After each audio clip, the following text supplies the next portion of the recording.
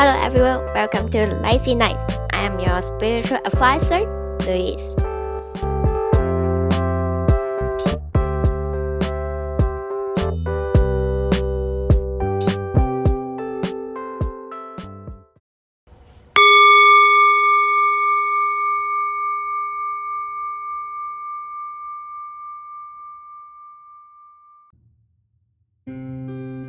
Dear listeners, if you've never been deeply curious about what happened on ancient Earth, especially in the history before books and written records exist, then perhaps today I can share with you a story of a civilization that once thrived on this land, one that has never been officially recorded in our history book, Lemuria.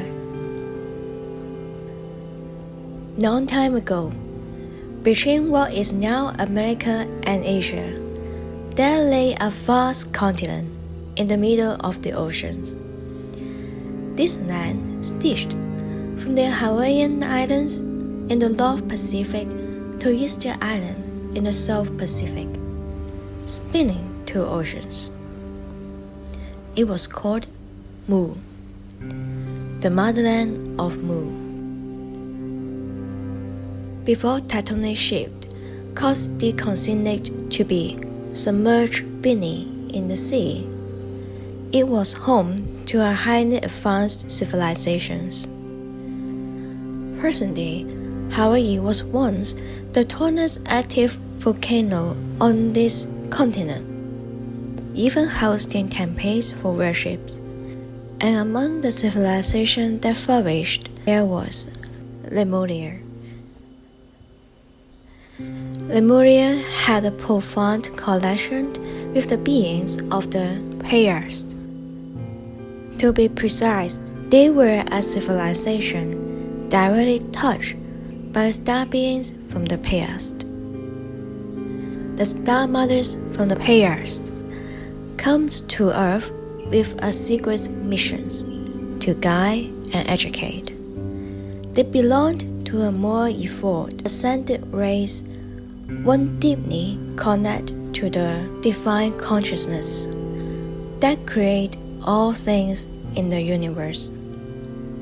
Their ascension's process took far longer than humanity's entire evolutionary history.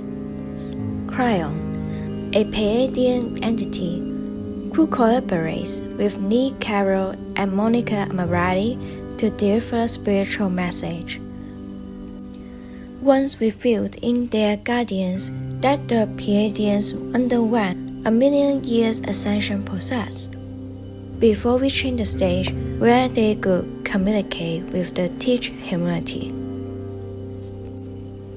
Around 200,000 years ago, a genetic shift occurred in our DNA. For many, this event is reflected in the well-known myth of Adam and Eve.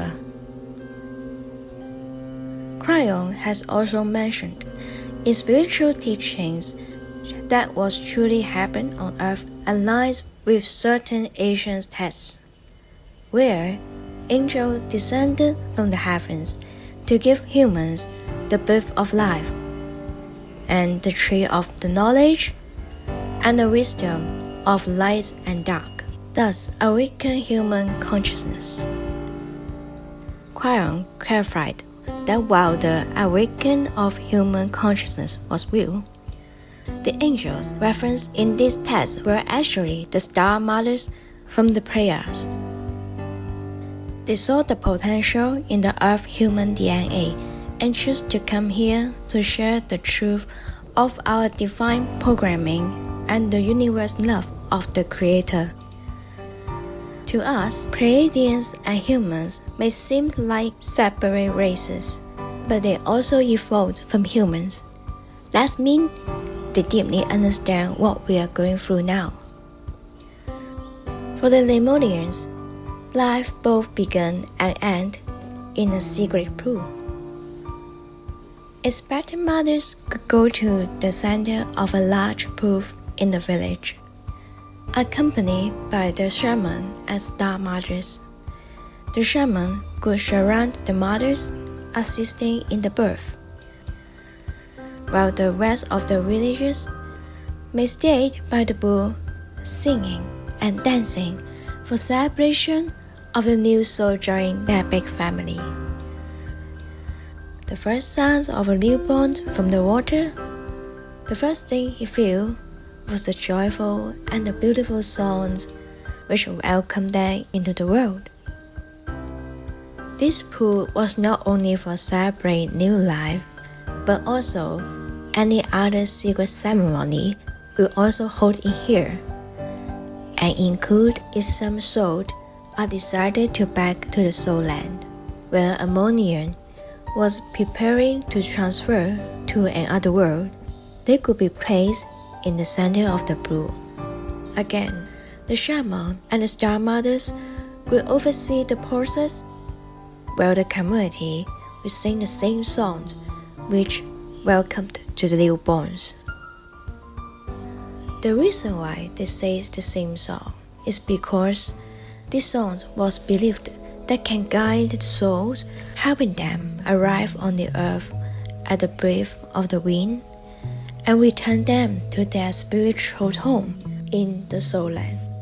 That secret will have a well-known name called Internal Pool. Lemurian cities were located by the sea. They have a wonderful sea view and beautiful area with fishing spots. During the day, men could go to fishing, while women handled the village affair with the shaman's duty. Their society maintained gender equality, with tasks distributed based on individual strengths, rather than rigid rules.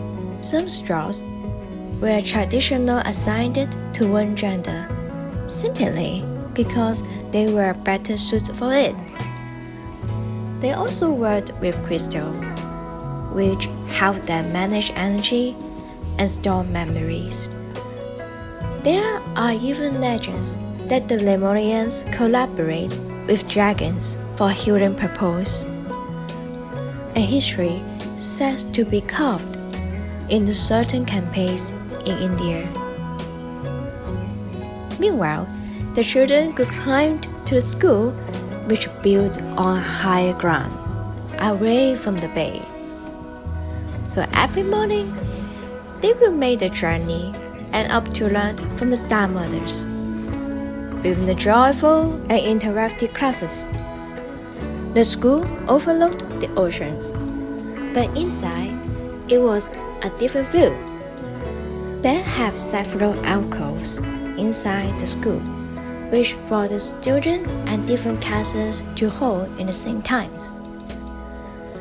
In each of the classrooms, they also have a Lemurian wheel embedded in the floor, which decided to help the Star Mother teach universal truth. And around the wheel were a grassy area and open space for the children to learn and play. As they grow older, the children will divide into two groups, usually around 12, marking the beginning of a self-discovery space around age 12 to 15, when adolescents start learning about love and relationships. Their educations typically concluded by 18, and at 12, the village could hold a ceremony at the internal pool, celebrating the children's transitions into young adults. Lemurian learned through prayings. Under the Star Mother's guidance, children could arrange clad wooden blocks on the ground, which can teach themselves about free will and decision-making. They also have dancing parties, where villagers move to music, spinning, and blending in scenes. During this dance, they have to listen very carefully the leaders' sons. If the captain killers were sons, they had to be quickly switch place with their pre-assigned teammates and find their new spot make on the ground. And tonight was a joyous occasion. All the people were gathering around in an open place, with elders sitting at the front, face to the people, and the children will before them, then the elders behind. The Lemurians have no written language. Their communication related on poetries, songs, and symbols. Now an elder been drawing a symbol on the ground with a stick, and everyone laughed, recognizing its meaning. For each symbol carrying its own history and stories. And so, the Lemurians' days end with the elders sharing their magical stories under the stars.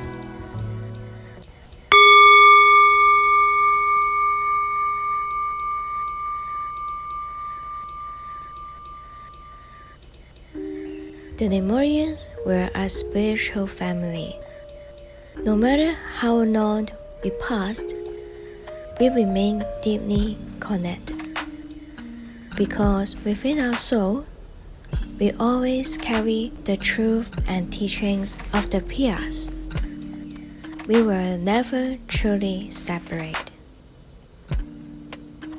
Dear Lemurian, hello and welcome home.